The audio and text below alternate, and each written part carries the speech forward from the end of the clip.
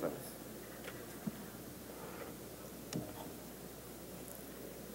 Con su permiso, diputada presidenta. Adelante. Señoras y señores legisladores, doctor José Antonio González Anaya, secretario de Hacienda y Crédito Público.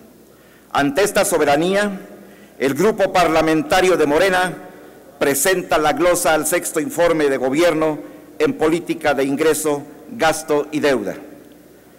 Es el informe de un sexenio que no refleja la realidad de la economía de las familias mexicanas. Usted, secretario, pertenece a una clase política artificial que sirvió al régimen neoliberal arbitrario y corrupto.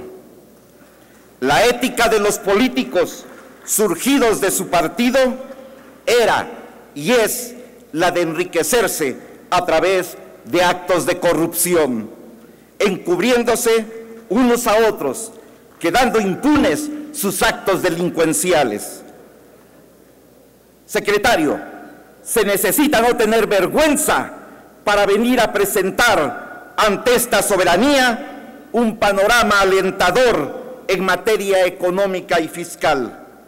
¿Con qué cara dice a más de 53 millones de mexicanos en pobreza y más de 9 millones en pobreza extrema que el gobierno de este sexenio deja a México con finanzas fuertes y sanas? No nos equivoquemos, señores. La administración de un buen gobierno se refleja en la capacidad para enfrentar y resolver problemas sustantivos como la pobreza, la generación de empleos y la creación de una nueva base productiva. No pueden engañar a la gente. Su reforma energética y la entrega del mercado cautivo de las gasolinas al sector privado es un atentado a los intereses de la ciudadanía. Es un fracaso que solo sirvió para enriquecer al grupo en el poder. Por lo que pregunto, señor secretario, ¿qué beneficio reporta a los mexicanos la liberación de los precios de las gasolinas, otorgando concesiones a empresas privadas? Un tema que ha celebrado la actual administración es el incremento en la base tributaria de contribuyentes. Sin embargo, en gran medida, dicho incremento proviene de contribuyentes cautivos o bien que emigraron del régimen de repecos. Por lo que pregunto, ¿cuál es el número de personas físicas y morales consideradas grandes contribuyentes? ¿Cuál es el capital o el ingreso anual mínimo para ser incluido en este grupo? ¿Cuántos son nacionales y cuántas son extranjeras? ¿Cuántos empleos directos generan en el país y cuánto aportan o dejan de aportar al erario público? Finalmente, señor secretario, ¿les han condonado impuestos a los grandes contribuyentes? En caso afirmativo, ¿cuánto y por qué razón? No se debe castigar a la base de contribuyentes asfixiando a la clase media trabajadora del país, mientras que la contribución de los grandes contribuyentes permanecen en la opacidad. No pagan impuestos, lo hacen en una proporción mínima o los difieren. Por otro lado, su administración reporta 2 operaciones compensadas por un monto de 295,000 millones de pesos asociados al pago de pasivos pensionarios de Pemex y CFE. ¿Qué impacto tienen en el erario público dichos financiamientos a pasivos laborales? ¿Por qué no invertir en Pemex para aumentar su capacidad de producción y combatir la corrupción, para que sus pasivos sean sostenibles financieramente y pueda así volver a ser la empresa que necesitamos los mexicanos?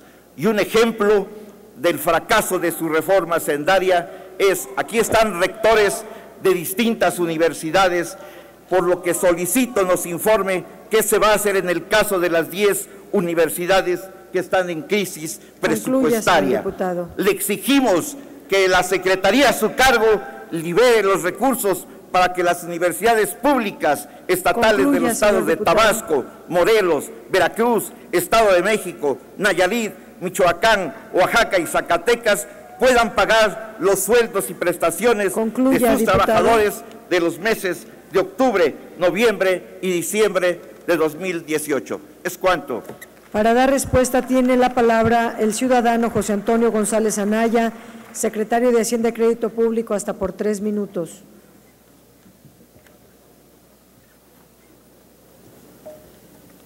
Muchas gracias. Con su venia, diputada presidenta.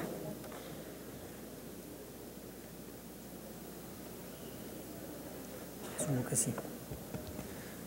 Muchas gracias, diputado Benjamín Saúl, por sus comentarios y sus preguntas. Trataré de contestar de manera puntual las más posibles y también, como en otro caso, me comprometo a darle respuesta puntual por escrito a las demás que no logré contestar.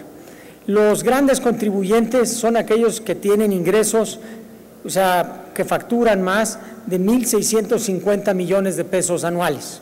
Existen 8.950 de este tipo de contribuyentes. No tengo el dato de cuánto empleo generan y qué contribución del PIB hacen, pero se lo haré llegar. Como mencioné en alguna otra intervención, en los últimos años la carga de los que más tienen ha aumentado. El porcentaje de contribución del impuesto empresarial aumentó para las empresas que tienen más de 100 millones de pesos por año, de 87.8% a 91.4%, con lo cual sí va aumentando la carga a los que más tienen. Las condonaciones, la pregunta de condonaciones permite hacer y redondear la pregunta anterior. Se han condonado 189.000 millones de pesos desde el 2013 a la fecha, de los cuales 166.000, más del 88%, corresponden al programa Ponte al Corriente, aprobado por el Congreso de la Unión. El Congreso de la Unión determinó que las contribuciones y las cuotas compensatorias y las multas, así como las actualizaciones y los accesorios, fueran susceptibles de ser condonadas si se cumplen una serie de requisitos. Y el programa se ha venido reportando en tiempo y forma. Las demás, el resto de lo que está, se ha condonado debido a empresas que han llegado a concurso mercantil, que no pueden pagar. Esto no las exime de terminarlo de hacer en caso de que tengan recursos. El tema de los pasivos de Pemex, precisamente lo que se buscó fue darle espacio a Pemex.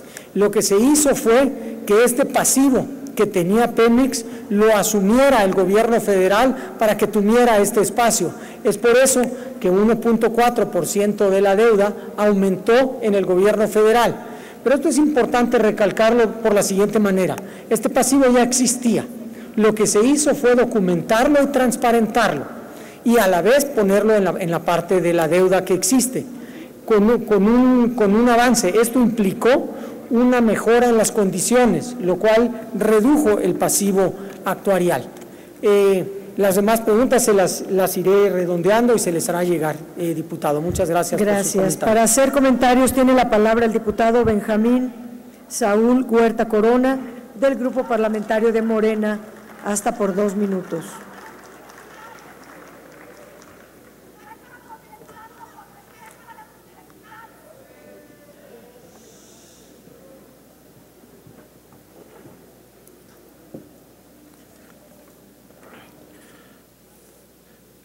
Qué gran aberración, condonarle impuestos a quienes más tienen, con procedimientos obscuros, con procedimientos en contubernio con el grupo en el poder. Eso refleja que esta clase política solamente fue creada de manera artificial para enriquecerse. El crecimiento del 2% anual del Producto Bruto Interno no es estabilidad económica, es el reflejo de un país sumido en la corrupción. Que quede claro, a ustedes les interesaba mantener una estabilidad económica superficial del país para seguir enriqueciéndose, no para beneficiar a México. La liberación del precio a las gasolinas para hacer rentable la inversión privada en el mercado de gasolinas en momentos en que el abandono de su gobierno a la infraestructura de Pemex nos obliga a recurrir a las importaciones. Es una demostración de la ineficacia de su reforma energética, que para hacerla soportable a los consumidores los ha obligado a volver a los subsidios que pretendían combatir. La caída del 27% de la recaudación en dicho impuesto en el primer semestre de este año, en comparación con el mismo periodo del año anterior, es muestra del error de entregar el mercado mexicano de las gasolinas a distribuidores privados. Hoy, por fortuna, tenemos la posibilidad de rescatar a Pemex de su mala administración, fortalecer a esa empresa y su capacidad de refinación para beneficio de los mexicanos. También es urgente reformar el marco jurídico de los fideicomisos para que las facultades de los mismos dejen de ser impuestas por propios comités técnicos.